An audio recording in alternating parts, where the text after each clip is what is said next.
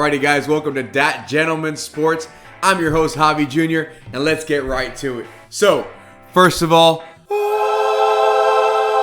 Tua is coming back, baby. The Dolphins are getting their quarterback back. I expect him to be back week 8. Of course, they're not going to be super upfront about when exactly he's going to come back. I think he's already ready to go, but they have the IR thing, so 4 weeks mandatory, and there you go. I want him out there, honestly, with the best helmet that the money can buy, with 2 Guardian caps. Put it in the contract because we cannot risk this man getting hurt again. Now, the NFL is a better place when Tua's healthy and playing. He's a great personality and his performances are electric when he's on fire. His concussions were really scrutinized by the media because, they were all on prime time. And, when you posture like that, it's just a bad look. But I believe he's going to come back ready to go. I believe he's got it with the right people. He believes he's making the right decision based on his faith, based on his family. So let's see how that goes for him. At the end of the day, Mike McDaniel, you can see it in his body language on game day and throughout the week in his press conferences. He wants his guy back, and this team needs and wants their leader back. I say it all the time. He is a top 10 QB when healthy, for sure. When he's on the field, it's a completely different offense. You take him out, and we look like one of the worst offenses in the league, statistically in almost every category. We barely scraped by the Patriots, and they're rebuilding with a rookie quarterback and all that good stuff. So it's just one of those things where we're ready. Let's get the rest of our guys back. Let's make a playoff run, and fins up, baby. All right, so the next big thing that happened this week was, of course, the Amari Cooper trade to Buffalo and the Davante Adams trade to the Jets. 2 AFC East rivals, and you hate to see it. So let's talk about them a little bit, see who had the better trade and which one scares me more in the AFC East running. So first of all, we have Davante Adams, who was traded for a 3rd rounder. Davante Adams, it really kind of frustrates me because he's like, you remember when you were in recess or in PE, and you used to try to force yourself onto your friend's team, and by manipulating the draft and this and the other, he's doing everything in his power to do the same thing, except it's the NFL. He's leveraging teams into making him go to the teams that he wants to go to with his friends. Now, I get it. Players have the control nowadays, but at some point it gets ridiculous. Which is the 3rd time he does that, and it's just not gone right for him. Who knows if it's going to go right again. Now, he's picking friendships over championships. And frankly, I think you're picking the wrong ships, Davante. You need to get it together. The Jets are desperate right now. That's, at the end of the day, why they did it. He's a 32-year-old receiver. He has a lot of chemistry with Aaron Rodgers, and that is their biggest hole right now, is that they don't have a lot of chemistry between Aaron Rodgers and the top receivers. But I think this fixes that. He is still a great receiver and can change this team, but they're 2-4. They're desperate at the end of the day, and that's why they're doing this. They've gotten rid of their coach. What else can you do to show that you're desperate? Now, they have solved the problem of having a top receiver that has chemistry with Aaron Rodgers, but can they get good play calls, and can they get good offensive line play? You're not one player away from being a playoff championship team, so let's see how that goes for them. It's a bold strategy, Cotton. Let's see if it pays off for them. Over to Buffalo. Now, I think on the Buffalo side of it, they traded for, again, similar, a 3rd round pick and a swap of 6th and 7th round picks. Now, the big question with this trade was he undervalued or was he underperforming? I think either way, you're getting a Pro Bowl wide receiver for $807,000 this year because the Browns picked up most of his contract. So you can't go wrong with that. It's because he couldn't bear the dumpster fire that was going on in Cleveland with Deshaun Watson, but I'll get to that in a second. But he's still a number 1 receiver, still gives this offense something they've been missing, which is a true number 1 receiver. They got a bunch of blue-collar guys that are working really well with Mac Hollins, the barefooted Afro Ninja out there catching passes. You got to love what Keon Coleman's doing, and Shakir's a good piece as well. Unfortunately, this probably solidifies them as the number 1 favorite for the AFC East, but you hate to see that. But what are you gonna do? I think out of the 2 trades, the person that got the better was the Jets because they addressed a bigger need. They're just more desperate. At the end of the day, I think it was a better trade for the Jets. Or out of the 2 trades, I think the Jets made the better trade because they gave up similar compensation, but the Jets were more desperate. I think this changes them a little bit more, changes their team more, whereas the Bills, yes, they needed a number one wide receiver, but the Jets were desperate. I mean, if they didn't make this change, I mean, a lot of people were going to write them off. And at the end of the day, for similar compensation, the Jets did get the better wide receiver, so I think that's what gets them the win at the end of the day as far as comparing the two trades. So those are my thoughts.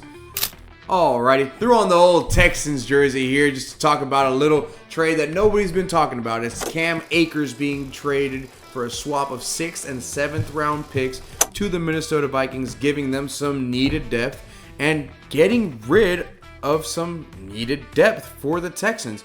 I mean, at the end of the day, Joe Mixon is playing great, and get what you can get for Cam Akers, I guess, but swapping a 6th and a 7th to give up valuable running back depth for a team that's looking to make a deep playoff run, don't think it was the greatest trade. I don't love the trade, but at the end of the day, Joe Mixon is playing great. CJ Stroud is playing out of this mind, and this team has everything it needs to go on a long playoff run. So a lot of people are excited in Houston about the Houston Texans. I live in the Houston area, and there's a lot of reasons to be excited. CJ Stroud is leading the league in all passers and passing yards against pressure, and that's a great stat. I mean, when your quarterback can stand in there and deliver it against pressure, that is the best thing. And I think one of the number one things to look for in a quarterback is when everything falls apart, he's making plays happen. But what's new with CJ?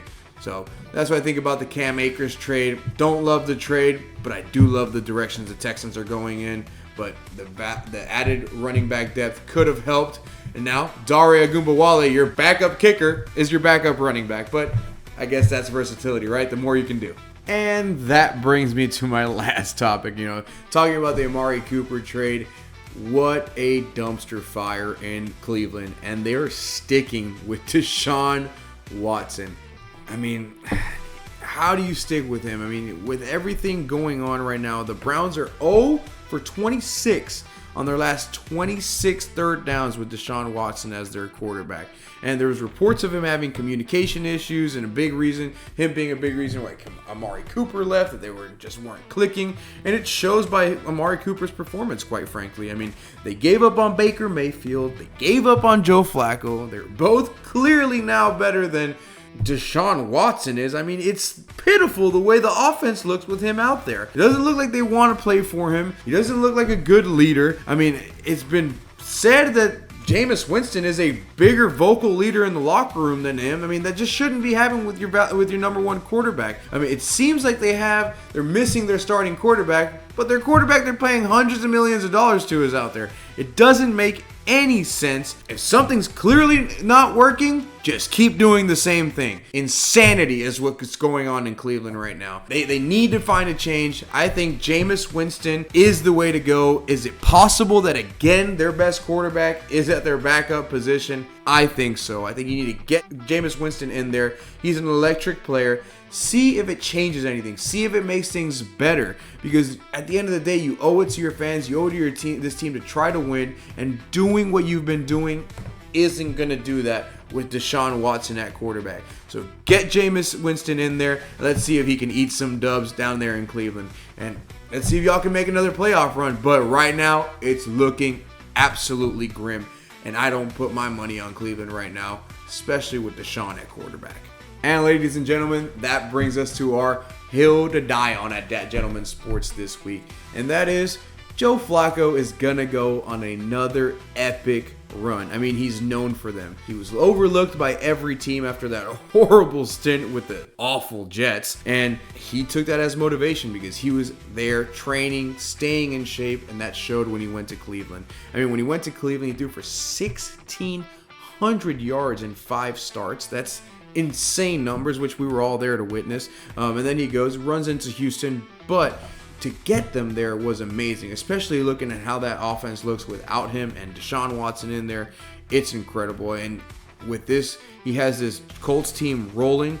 Alec Pierce is tied for the league lead in deep ball receptions. I mean, he's a good player, but he wasn't anywhere at this level before Joe Flacco got there. I mean, Joe Flacco has a tendency for elevating tight ends and receivers in his career. He's always had a kind of a carousel at wide receiver and tight end, and always helped produce great wide receivers and tight ends, especially at the tight end position. So I think it's something that he's doing it again. He's revitalized his career. I'm not sure what clicked, but he's got it right and he's got it going. At the moment, he's 17th in all-time passer rating and passing yards. So he's still playing. Let's see how far up there he can get. I think in just a couple more runs, and he can really be solidifying a legendary career for him. He's a guy that a lot of people love. He reminds me a lot of that uncle. He's a substitute teacher and a PE teacher at the high school. Comes to the family get-together, kicks a few beers back, and just has a great time and just slings the ball when you guys start playing catch. He had that historic 2012 playoff run. Of course, that historic run recently with the Browns.